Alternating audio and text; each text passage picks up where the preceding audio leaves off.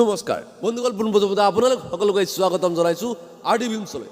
বন্ধুসকল, আজি আমি এই ভিডিঅ'টোত জানিম যে আমি কিয় বাৰে বাৰে হাৰি থাকোঁ বা যিসকল মানুহ এবাৰ জিকে সেই মানুহজনে কিয় বাৰে বাৰে জিকি থাকে।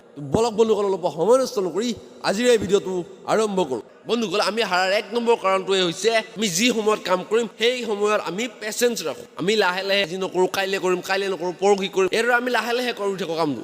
কিন্তু যেতিয়া আমাৰ ৰিজাল্টৰ সময় আহে তেতিয়া আমি ইম্পেচেণ্ট হৈ যাওঁ। আমাৰ লগে লগে ৰিজাল্টটো লাগে, আজি কাম শেষ হৈছে কাইলৈ ৰিজাল্ট লাগে, আৰু এইটোৱে হৈছে আমাৰ হাৰি থকাৰ এক নম্বৰ কাৰণ। যিসকল মানুহে কাম কৰাৰ সময়খিনিত ইম্পেচেঞ্চ আৰু ৰিজাল্টৰ সময়ত পেচেঞ্চ ৰাখিব সেইসকল মানুহেই জীৱনত সফল হয়। বন্ধুসকল, এইটোৱে কাৰণ যাৰ কাৰণে এবাৰ জিকা মানুহজন বাৰে বাৰে জিকি থাকে আৰু এবাৰ হাৰা মানুহজন বাৰে বাৰে হাৰি থাকে। যিবিলাক মানুহ এবাৰ হাৰে তেওঁলোকে কাম কৰাৰ সময়ত পেচেঞ্চ ৰাখি যেতিয়া ৰিজাল্ট লাগে তেতিয়া ইম্পেচেঞ্চ হৈ যায়। তেওঁলোকক ৰিজাল্ট একেদিনে লাগে, কিন্তু কামটো হ'লে সেনেকৈ নকৰে। কিন্তু যিবিলাক মানুহ ছাকচেছ হয় সেই মানুহবোৰে সদায় কাম কৰাৰ সময়ত ইম্পেচেঞ্চ ৰাখে। তেওঁলোকে কোনো কাৰণত আজি কৰিম বোলা কামটো কাইলৈ নকৰে, এতিয়া কৰিম বোলা কামটো এতিয়াই কৰে, আৰু ৰিজাল্টৰ সময়ত যেতিয়া আহিব তেতিয়া তেওঁলোকে পেচেঞ্চ ৰাখে, তেওঁলোকে ধৈৰ্য ধৰে, আৰু এইটোৱে হৈছে তেওঁলোক ছাকচেছ হোৱাৰ এক নম্বৰ কাৰণ।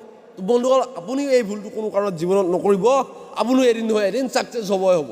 তো বন্ধুসকল, আজিলৈ ভিডিঅ'টো ইমানেই। যদিহে চাই ভাল পালে তেনেহ'লে লাইক, কমেণ্ট আৰু শ্বেয়াৰ কৰাৰ লগত চেনেলটো ছাবস্ক্ৰাইব কৰিবলৈ নাপাহৰিব। তো বন্ধুসকল, আজিলৈ লৈছোঁ বিদায়।